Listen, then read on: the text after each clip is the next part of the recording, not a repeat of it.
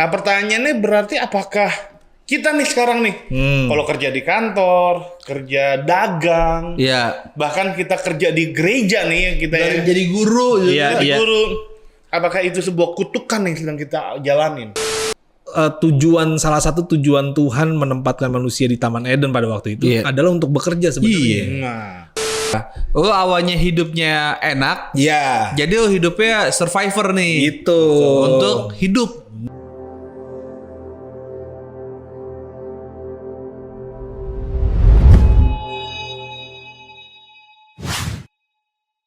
Susahnya Jadi Kristen. Oke nih, konten udah hampir terlupakan nih, konten SJK nih hari ini nih. Tapi hari ini kita mau syuting SJK nih, kita mau bahas tentang kerja. Iya gak sih? Bener. Pertama kali kayaknya nih ya. Itu benar. Karena kenapa? Karena ada hamba Tuhan yang ngomong bahwa kerja itu adalah sebuah kutukan. Karena manusia Adam dan Hawa itu jatuh dalam dosa. Akhirnya ayatnya kan bilang disuruh kerja gitu kan. Dan disuruh kerja. Kerja dan kau berulang kali. Nah pertanyaannya berarti apakah kita nih sekarang nih, kalau kerja di kantor, kerja dagang, bahkan kita kerja di gereja nih, kita jadi guru, guru, apakah itu sebuah kutukan yang sedang kita jalanin? Nah, itu dia. Apakah atau kerja punya makna yang lain? Nah, gitu. Mungkin juga diperkuat gara-gara Tuhan memberkati orang yang dikasih ketika dia tidur gitu kan. Jadi kayak nggak perlu kerja gitu kan Tuhan, karena tidur aja terus. Terus tiba-tiba sukses. Bisa sih tuh. Bisa. Kalau keturunannya Bill Gates sih. Coba gimana? Oke. Bapak Billy. Memang gue pernah denger ya sendiri. Seingat gue nih ya waktu gue masih kecil. Memang ada yang pendeta yang bilang kalau kita terlalu bekerja keras sama pekerjaan kita, itu tuh nggak baik karena memang pekerjaan sebenarnya itu kutukan. Kerja itu karena udah jatuh dalam dosa nih, Adam dan Hawa, maka dikutuk di kerja kan. Di kejadian tuh. Yang si Adamnya dibilang kamu akan terus kerja cari makan bahkan sampai mati gitu kan. Jadi itu seakan-akan dikutuk sama Tuhan gitu. Nah tapi menurut gue pemikiran kayak gitu agak mengerikan ya, serem juga karena kalau itu salah dimengerti bahwa kita nanti akan bisa dibilang nggak totalitas lah di pekerjaan kita kan. Kita akan mikir wah ini kan kutukan. Gitu ya. Itu suruh lembur nggak mau ya. Itu bisa nimbulin kemalasan lah bisa dibilang kayak gitu ya, dan salah persepsi menurut gua. Nah oleh sebab itu kita harus kembali lagi kepada firman Tuhan. Benar. Ya jadi ini yang jarang dibahas sih, dan ini yang gue bisa bilang ini Tuhan yang Tuhan taruh di hati gue tentang pekerjaan gitu ya. Jadi setelah gue pelajarin gitu, jadi ternyata emang pada dasarnya salah satu tujuan Tuhan menempatkan manusia di Taman Eden pada waktu itu adalah untuk bekerja sebenarnya. Kasih nama. Nah, ayatnya di mana nih ya? Gue langsung aja di Kejadian 2 ayat 15 sampai 17 ya. Sampai 16 aja. Tuhan Allah mengambil manusia itu dan menempatkannya dalam Taman Eden untuk mengusahakan ya dan memelihara taman itu di ayat 15 aja. Nah, kata yang mengusahakan ya atau yang memelihara itu bahasa Ibraninya abad. Nah, abad itu artinya sama dengan bahasa Yunaninya tuh ergon kalau nggak salah, yang artinya itu bekerja sebenarnya. Bekerja. Nah jadi bisa dibilang tujuan Tuhan menciptakan manusia pada awalnya, salah satu tujuan utamanya adalah untuk bekerja sebenarnya. Benar. Untuk bekerja di Taman Eden. Menjadi pengelola ya. Pengelola di Taman Eden. Betul. Begitu. Nah jadi memang kalau gue lihat dalam bekerja ini ya itu punya 3 dimensi sebenarnya bekerja. Yang pertama itu bekerja sendiri itu adalah untuk Tuhan. Ya kan seperti tadi dari Kejadian 2 dan setelah manusia jatuh dalam dosa sekalipun sebenarnya bukan ditiadakan pekerjaannya atau jadi kutuk, tapi dijadikan lebih berat aja. Tadinya si Adam ini bekerja hanya untuk memuliakan Tuhan. Tapi waktu jatuh dalam dosa, bekerja jadi mencari upah, mencari nafkah. Cuma bedanya di situ aja dan lebih berat. kan kalau kita baca di waktu jatuh dalam dosa kan tadinya nggak ada onak dan duri kan. Iya. Tapi waktu jatuh dalam dosa barulah tuh Iya. hama-hama mungkin. Ada semua Yang tanaman-tanaman liar. bakteri muncul, Iya. timbul sakit penyakit. Jadi bekerjanya tetap tapi lebih berat. Sampai Iya. jadi buat makan. Iya. Kalau di Taman Eden kan nggak perlu kerja buat makan. Betul. Nah, Iya itu. kan mungkin ngelola ngasih nama. Tidur aja udah berkati tuh. Iya, istilahnya kayak bangun pagi di samping udah ada pisang, ambil Iya. makan, santuy. Ya kalau udah jatuh dalam Bisa dosa, nugget lagi ya. Iya, kalau jatuh dalam dosa kayak tanam dulu kali ya, atau nyari pisangnya dulu gitu loh. Nah, Mengusahakannya lebih berat itu. Ya. iya, tapi nah artinya bukan yang dikutuk itu bukan pekerjaannya. Iya, iya. Sekali lagi, jadi pekerjaan bukan kutukan, Iya. tetapi yang dikutuk itu adalah istilahnya bebannya. Iya. Lo awalnya hidupnya enak, Iya, jadi lo hidupnya survivor nih. gitu.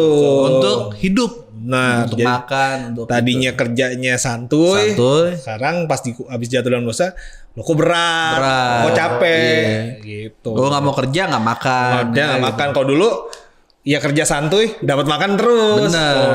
Gitu. Nah, terus ditambah lagi ya itu dimensi yang pertama ya, ditambah lagi di Kolose 3 ayat 23 kan jelas dibilang ya Paulus, pada mulanya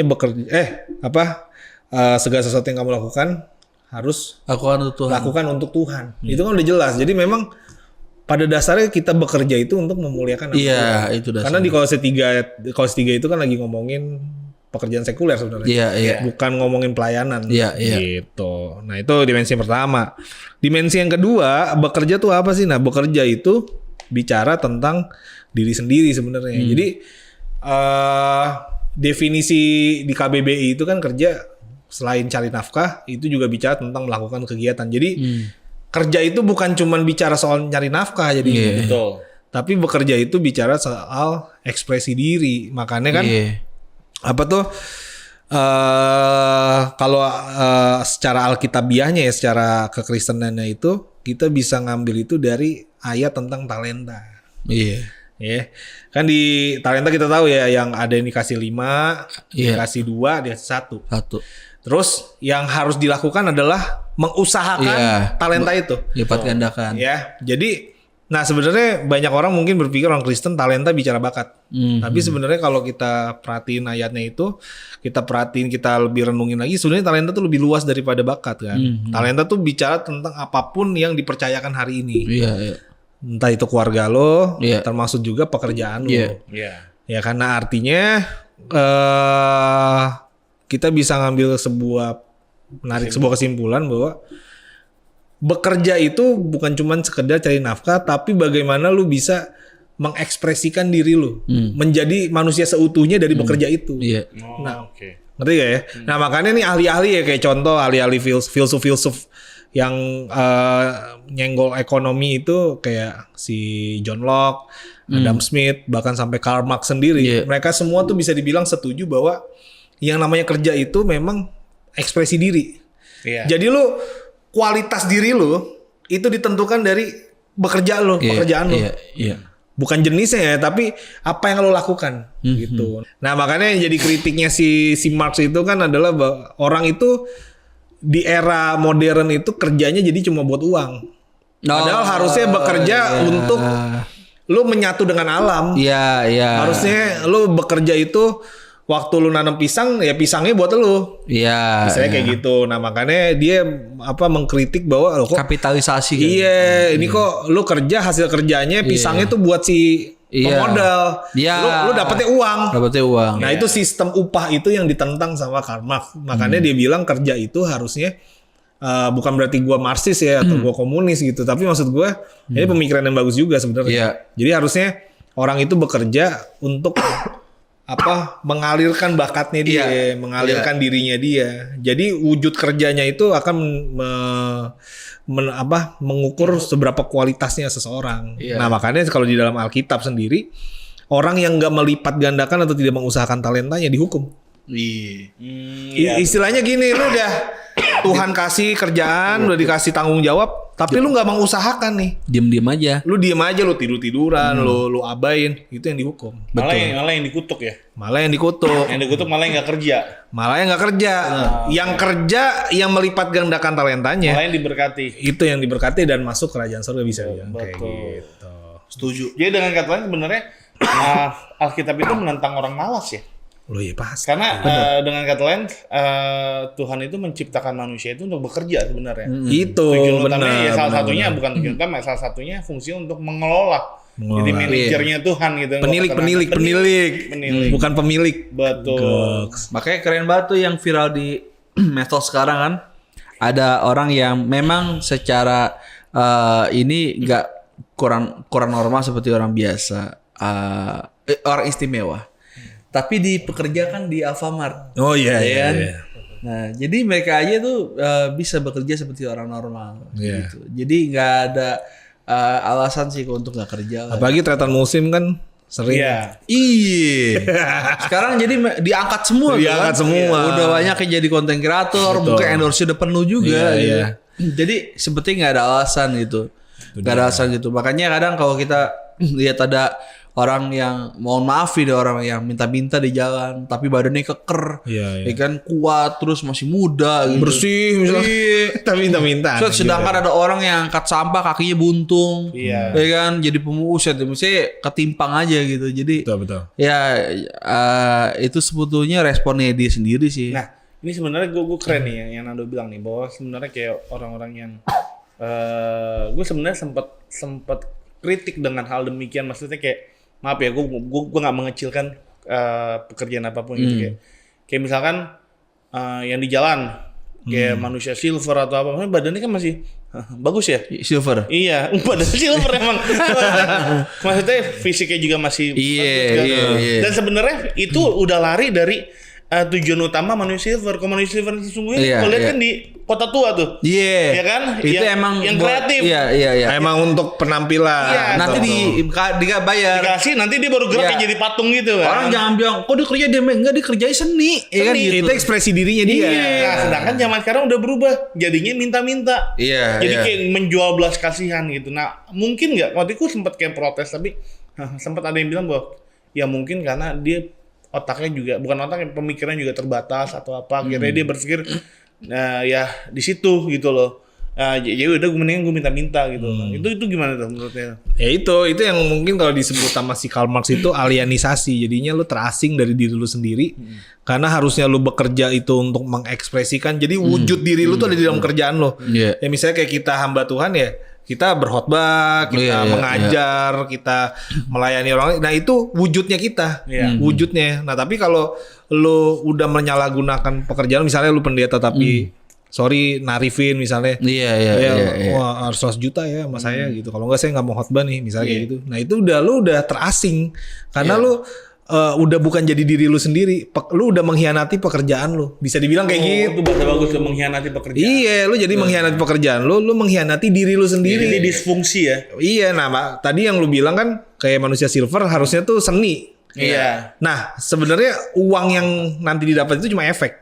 Sebenarnya dari keseniannya kan. Oh iya benar. Iya kan? Nah, tapi kalau sekarang kan kayaknya malah untuk Menjual belas kasihan. iya, jatuhnya kayak gitu. Kalau kurang lebih kayak gitu. Ya gitu, Pak. Iya sih. Beda cerita kalau emang dia nggak pernah tahu tentang lapangan pekerjaan. Iya. Beda cerita kalau dia memang karena apa namanya?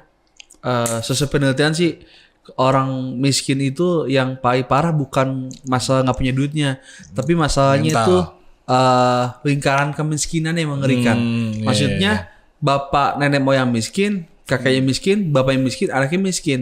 Kenapa? Karena nggak ada yang bisa keluar dari lingkaran itu, dari budayanya, dari lingkungannya, Iya. dari segala-galanya. Apalagi juga ditambah mental crabs. Iya. Yang satu mau yang ditarik ke satu, bawah. gue mau sekolah, ngapain sih sekolah, sosokan lo gitu-gitu, Iya. tarik lagi, nggak Iya, mau iya, gitu. Jadi hal-hal itu yang mungkin ya harus berdoa. Iya, Berdoa juga banyak orang yang akhirnya menolong mereka untuk keluar dari itu.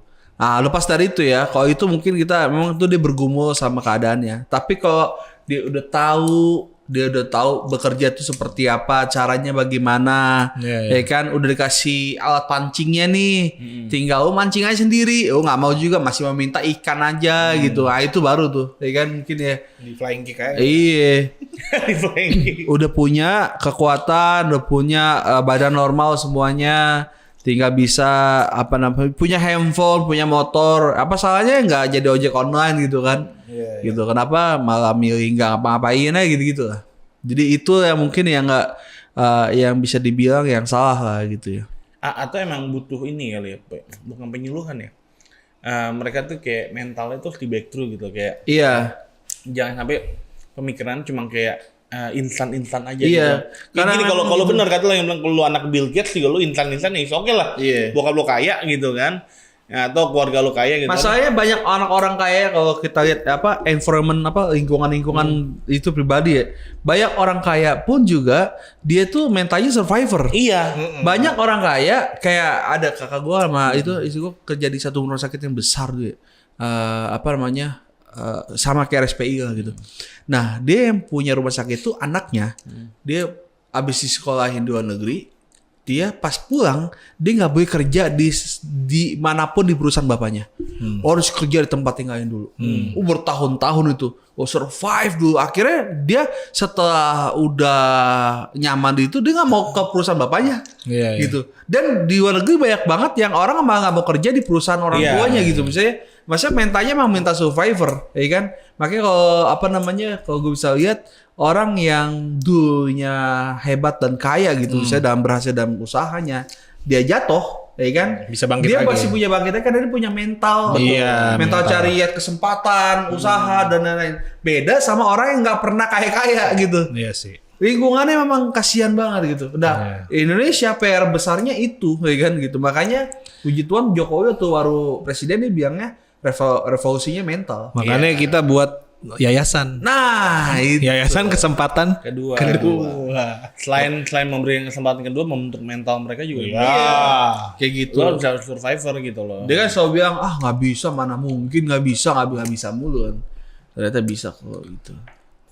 Ya, jadi kesimpulannya adalah bahwa pekerjaan itu bukan kutuk tapi malah sebenarnya anugerah daripada Tuhan. Gitu. Malah kalau nggak kerja udah kutuk. Iya, kalau lu nggak kerja lu dikutuk. Ya maksudnya bukan kutuk sama Tuhan nih, kutuk sama lu nggak punya duit. Makanya kan Amsal juga bilang apa? Tidur sebentar lagi. Tidur sebentar lagi.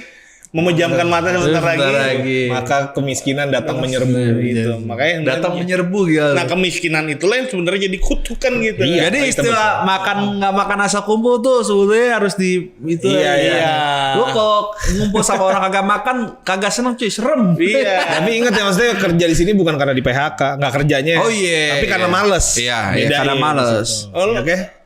Kumpul sama orang yang nggak makan lapar tuh. Serem cuy. Ujung-ujungnya kita begal di mana ya? Iya, serius lah. Wah serem juga. Sudah. Orang nggak makan mah. Betul. Oke. Oke teman-teman, makasih udah nonton video ini. Sampai ketemu dalam video berikutnya dalam satu channel milenial Baper.